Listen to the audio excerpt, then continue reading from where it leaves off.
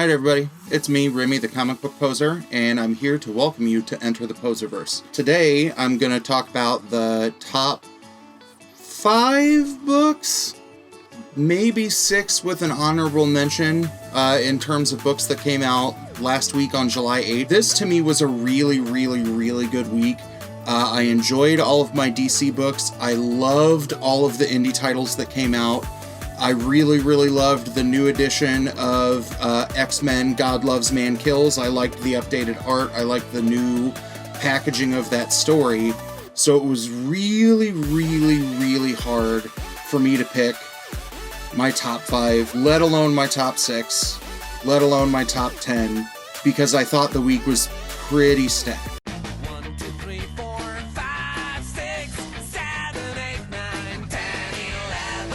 I'm going to call this one an honorable mention. Loggerhead number 1, Bloody Bayou from Scout Comics. And it's somebody who is a Renaissance person. All of the work is done in this book by Brian Silverback. So this is written, drawn, colored, lettered, all by one person. And if you've heard me pine before about loving creators that are willing to step up to the plate and do it all themselves, when they pull it off, it works well. This didn't show up on my weekly pull list because it came in my Scout Comics subscription box, and I think it's a really cool story. You've got elements of like a post-apocalyptic world, and you have some kind of beast that is showing up to attack people who treads on his territory, and that's who Loggerhead is. So you've got a bunch of kids who, as you learn through the story, they have a couple of different kinds of like physical disfigurations or mutations, and it's because something happened and we don't know what. To be honest, I don't know if there was something that came before this or comes after this book, but I am definitely intrigued enough to check this out, and I'm glad that it came in my Scouts comic box. Coming in at number 6. Money Shot number 6 this is from Vault Comics. It's written by Tim Seeley and Sarah Beatty. The pencils is done by Rebecca Isaacs, and the colors are done by Kurt Michael Russell. I tweeted and put on Instagram this very first page of the book that when I was reading it, I deadass spit my beer out, thankfully over the comic, because they have this, first page kind of recap of what happened in the first arc, and then that sentence at the bottom just made me lose it. That I'm glad that they're like, yeah, this is bonkers. We didn't think it would work either, but it did. You bought it. It, I think, had to go to multiple printings on a couple of the issues. I will confirm that, or I'll put in the Michael Scott yelling no at me.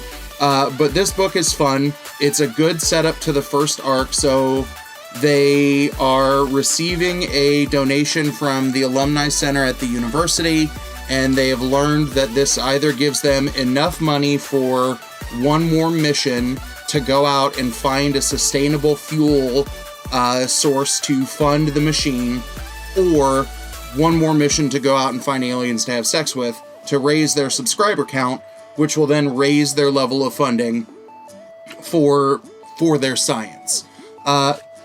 The other thing that's kind of cool in this book is there's a parallel story being told as kind of the 5 scientists are coming back together and decompressing back on Earth after their space sexcapade.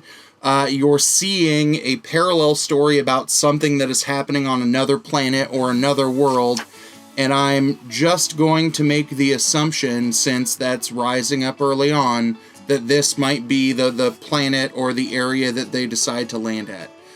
If you haven't read it, pick up the first volume in trade. Go pick up number 6. This is definitely not any kind of family-friendly, naive-friendly. Like, this book is a wild good time. It's very sex-positive. There are same-sex hookups in here. There are intergalactic hookups in here. Wild. So if you want a good, just absurd ride, Money Shot number 6 is the book for you. Coming in at number 5, Join the Future number 3. It's an Aftershock book, and it's written by Zach Kaplan, Peter Kowalski, Brad Simpson, and Hassan Otsami El Hu. I like this book. Every book that I've talked about, either on the Chops Comics podcast, reviewed on the blog, or mentioned here on YouTube. In the end of book 2, our protagonist was kind of left in the woods to kind of hook up with the wandering trader, hoping he can give her some more information on how to survive once the rest of her town has decided to join the future. So as we go through this, it's kind of a nice, like, student-teacher, like, mentor relationship. He is teaching her, how to effectively survive. You're starting to get some insight as to why they're wanting to kind of terraform and take control of the land.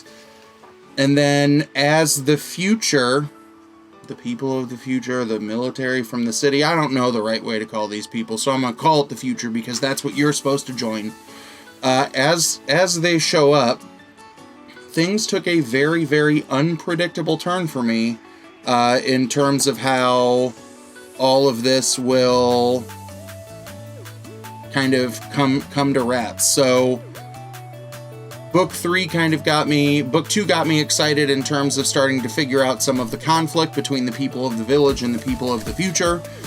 This book gets me excited because it takes a wild turn, and I think in book 4 we're going to at least get our next internal glimpse of what's going on in the future, based on the path that our characters that we see in this book go on. So it's really, really good. Zach Kaplan is killing it. Peter and Brad are killing it, and Hassan is killing it on the letters up and down. This is a very, very, very good book. Coming in at number 4, Something is Killing the Children, number 8.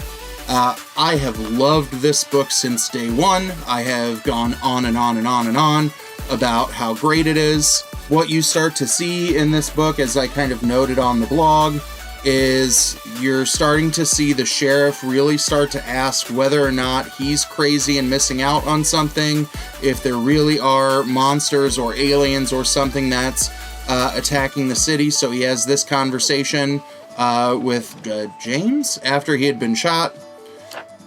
You then start to see the representatives of House Slaughter work together to see which plan they are going to go with, whether or not they want to take Beyond, and we start to see some of the conflict between the two folks from House Slaughter that we were kind of promised at the end of the first arc. So definitely a really cool book. I know a lot of people are on Team Something is Killing the Children. James Tynion, Weather Deldera, and Mikel Muerto they are a kick-ass team, and I just love that color as you kind of see the reflections going in and out, or kind of the screenception at the bar. So I think this is really cool. So kudos to Boom on this one. Coming in at number 3, this is my only Big 2 book of the week that came close to topping the list, that I loved everything that I came out. But Lois Lane, number 12, by Greg Rucka, Mike Perkins, is just amazing. This series will have some kind of nostalgic connection to me because I believe Lois Lane 1 through 3 were the first, if not one of the first books that I sat down to actually review on my blog. So this is my first 12-issue maxi that I've been along on the initial release of for all of them. Other series that I've completed, it's been 4 to 6 issue rides, or I've been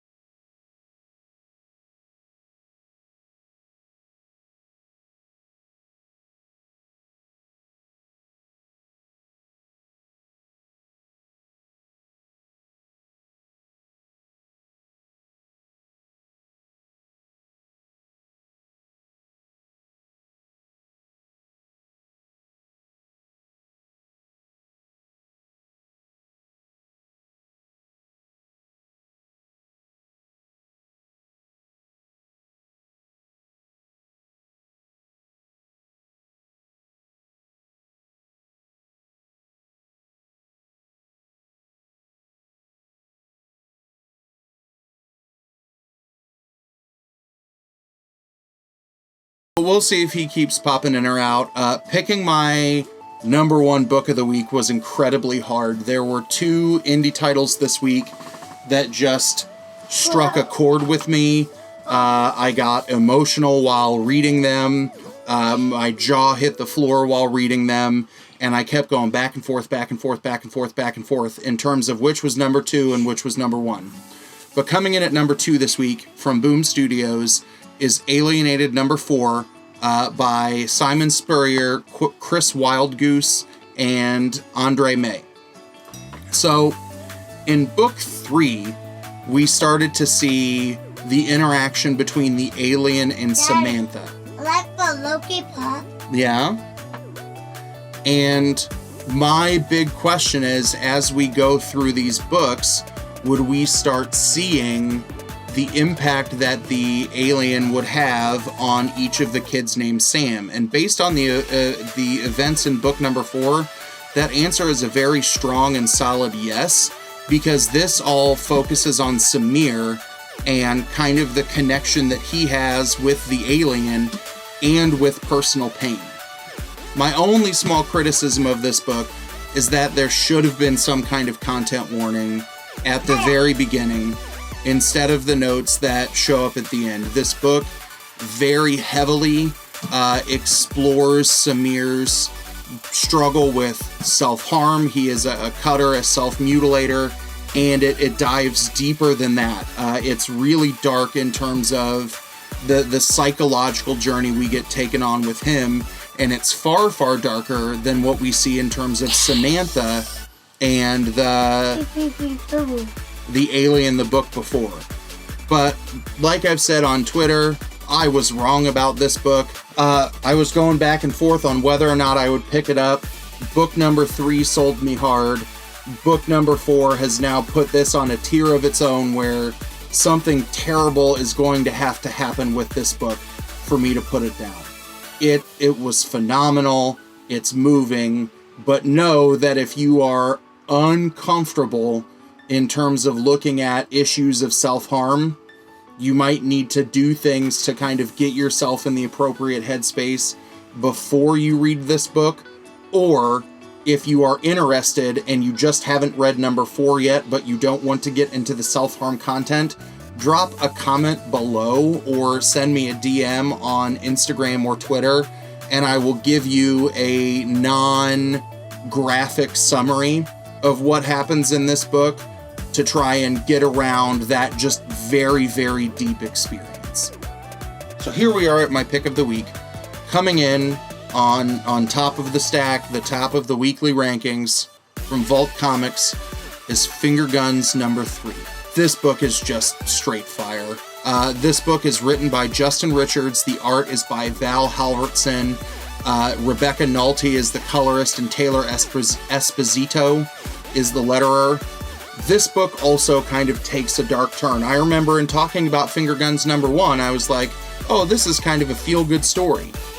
Number 2, it starts to get a little bit darker in terms of looking at kind of the levels of broken home that each of these children deal with. And the third book gets way, way, way, way, way deeper, especially in a world where instead of both of these children being equally neglected by their father, but just the differing degrees of severities change, the way this book ends in terms of looking at the relational dynamic between each of the 2 main characters and their fathers or their families is just fascinating. This book just got me because it does everything that book 1 and 2 did to kind of take the slow dive into some of the dark comedic elements or some of the psychological darkness that shows up, and it does it all in one book, right? So there's a moment where she is shot and they turn, her eyes turn a different color and she becomes relatively fearless. And then she asks to listen to some music and they have a dance party. And then all of a sudden when she leaves, the tone of the book shifts radically. And this book, just like Alienated, I had to stop what I was doing and just kind of let it all process once it was done. So I was bold enough to tweet that Finger Guns is on the verge of being my top book of 2019-2020. I'm real excited to look at number 4 and see what happens on this journey. That this book, like Alienated, something is going to have to go horribly, horribly wrong for me to even think about not pulling it anymore. So on a heavier week than the last 2 weeks, I'm still looking at my indie books as being some of the heavier hitters. So bravo to everybody involved in these books. It was another great week, and I'm really excited to talk about the books that you should pick up on Wednesday the 15th. So if you like the video, you like the way that I talk about the books, if you are an indie head and you want to talk more indie, you want to listen to more indie, then hit that like button, give me a subscription, ring the bell. As I've been thinking throughout the day in terms of some other things that I want to do in terms of content that will be more sustainable for me as I get closer to the school year, I'm thinking about doing some things that are at least really interesting to me with independent titles of all kinds of ranges of subjects, of characters, publisher size, that when I get the first one done and kind of intro that content, I think some of you who are looking for more focus on indie content might be kind of excited about some of the things, especially if I can put my money where my mouth is and pull it off. So as always, thanks for stopping by. Have a good one.